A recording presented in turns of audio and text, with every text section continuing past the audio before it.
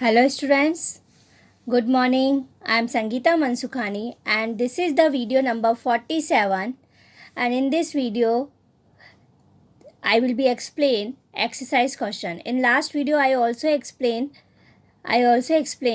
exercise question 1st to 6th, and in this video I explain 7 to 11th number exercise questions, and this exercise question related from chapter number 8 D and F block elements. So let us start. Question number 7. What is a lengthenoid contraction and what are the consequences of lengthenoid contraction?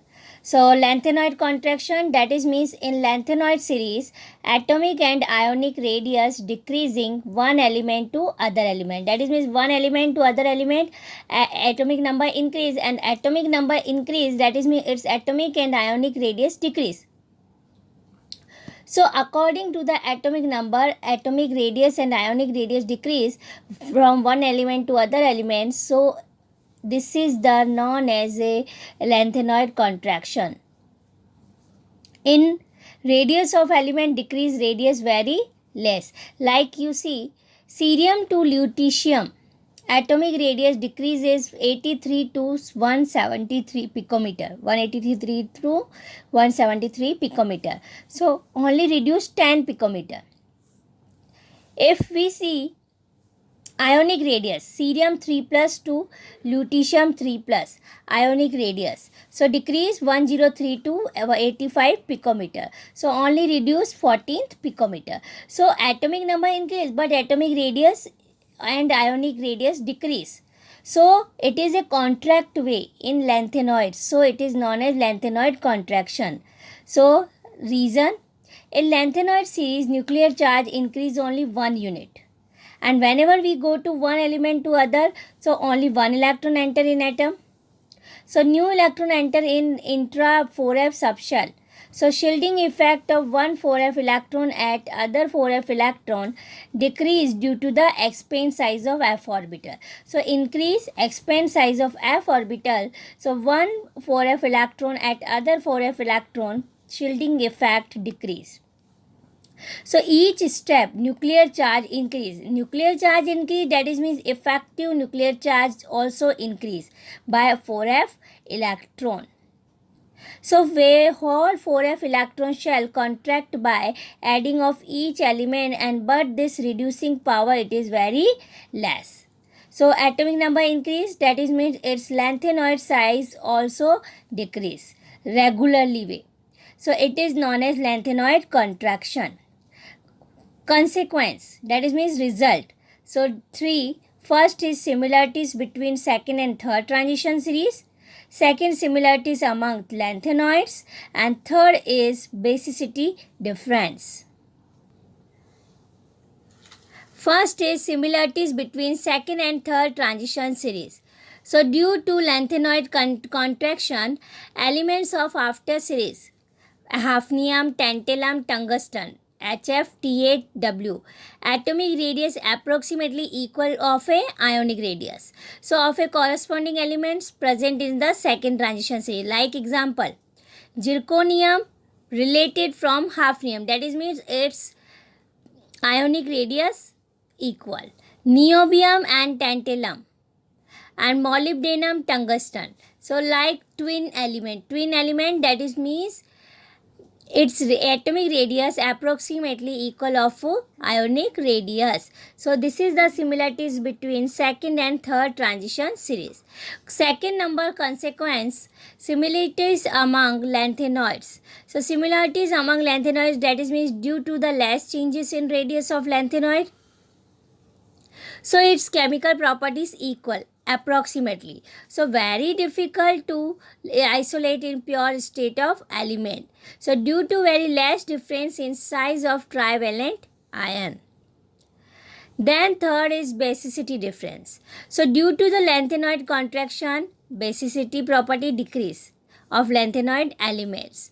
Use of alternate changes in this property for isolation. First, more basic, lanthanum OH whole thrice, LaOH whole thrice, more basic nature, and LuOH whole thrice less basic. So more basic is lanthanum lanthanoids trihydroxide and lutetium trihydroxide less basic nature. Then question number 8. What are the characteristics of the transition elements and why are they called transition elements? So question number first, characteristics of the transition elements. So first, general characteristics of the transition element. All transition elements are metal and they represent properties like tensile strain, ductility, malleability, high thermal and electrical conductivity and metallic shine.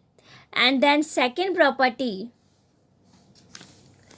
melting point and boiling point very high, vaporization energy also high than comparison non-transition element. Then third, density very high, comparison than S block elements. Then fourth, all transition elements have metallic structure exception mercury, liquid at room temperature.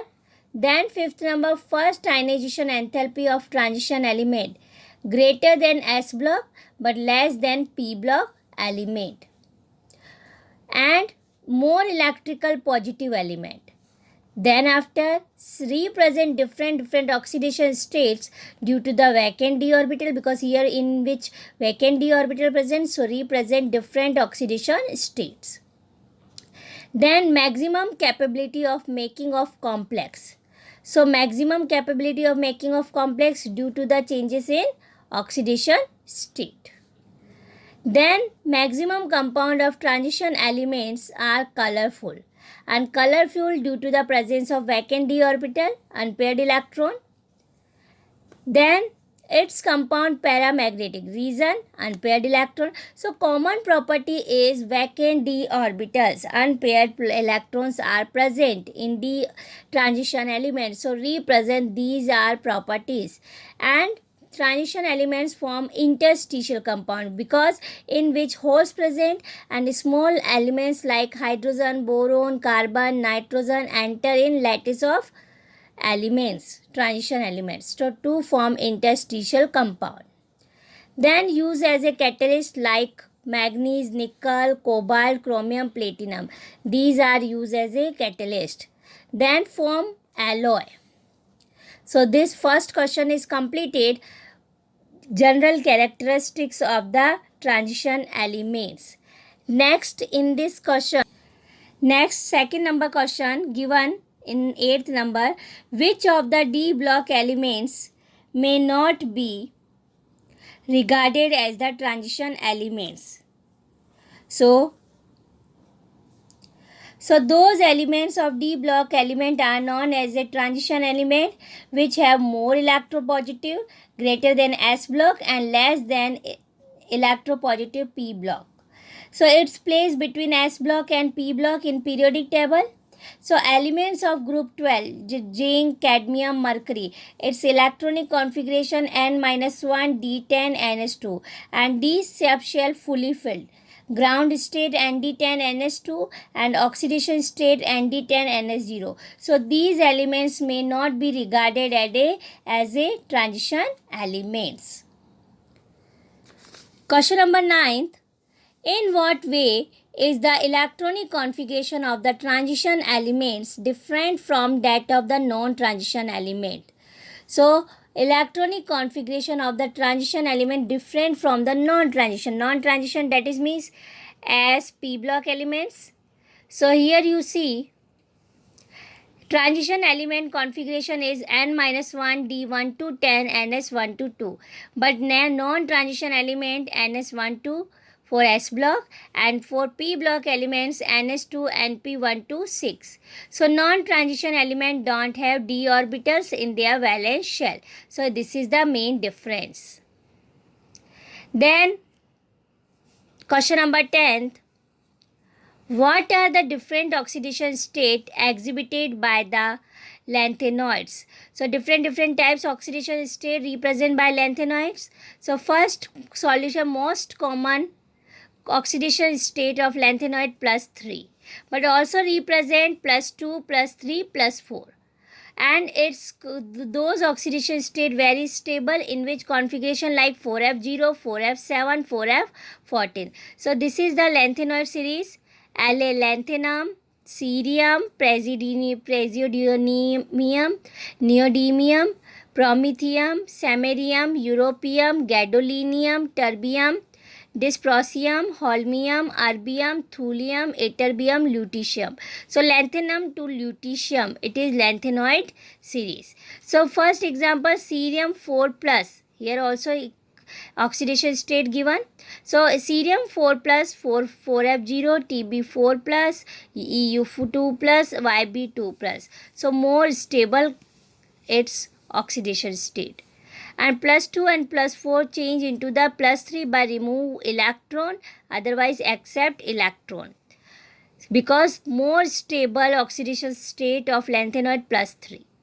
Then Eu2 plus and Yb2 plus, good reductant in solution. Ce4 plus and Tb4 plus, good oxidant. Some elements represent plus 2 plus 4, which is no number f0, f7, f14 configuration. So here like this Pr4 plus, 4f1, Nd2 plus, 4f4, Nd4 plus, 4f2, Sm2 plus, 4f6, Dy4 plus, 4f8. So this is the example of this question. So what are the different oxidation state exhibited by the lanthanoid? Then next question. Explain giving reasons. Question number 11th. Explain giving reasons. First is transition metals and many of their compounds show paramagnetic behavior. First, you know, transition element property is unpaired electron. So if unpaired electron are present, that is means its nature is paramagnetic. So paramagnetic nature on the basis of unpaired electron and unpaired electron present in transition element. And calculation of paramagnetism by formula spin only, mu is equal to root nn plus 2 bm, and number of unpaired electron and bm Bohr magneton unit. Question number 2, the enthalpies of atomization of the transition metals are high. So number of unpaired electron present in atoms, it is maximum. So that is means atoms maximum present, unpaired electrons, so strong intra-atomic interaction and a strong bonding between of them atoms, so that is means its enthalpy is very high. Then question number 3, the transition metals generally form colored compounds. So this is also based on unpaired electron. Paramagnetic nature also present on unpaired electron. Atomization energy enthalpy also based on unpaired electron. And then colored compound, coloring property also based on unpaired electron. So these electron absorbed of visible light, and visible light get to reach from one orbital to other orbital of same d subshell. And electron in transition happen in d orbital of metal ion. So it is known as d-d transition. And due to this d-d transition, metal ion are colorful in solution and solid state. So unpaired electron absorb visible light reach of electron from one orbital to other orbital of same d subshell. So that is means it is happens electronic transition, and electronic transition happen, so it is in d orbital, so it is known as d-d transition. And it is spatial, occurs in solution way and solid state, and due to the d-d transition, colorful, metal ions are colorful. Then fourth number, transition metals and their many compounds act as a good catalyst. So transition metal act as a catalyst due to its properties of making complex compound and its changeable valency and also vacant d orbital, so present, which are helpful in increasing of its catalytic property. So catalyst nature reason because its form properties of making complex compound and changeable also valency. Then after vacant d orbital, so its property as a catalyst. Example like vanadium pentaoxide V2O5 used in contact process. Then Fe iron used in Haber process. Then nickel nickel used in catalytic hydrogenation. So according to me, completely you understood. So next questions I will be explain in next video. Thank you so much.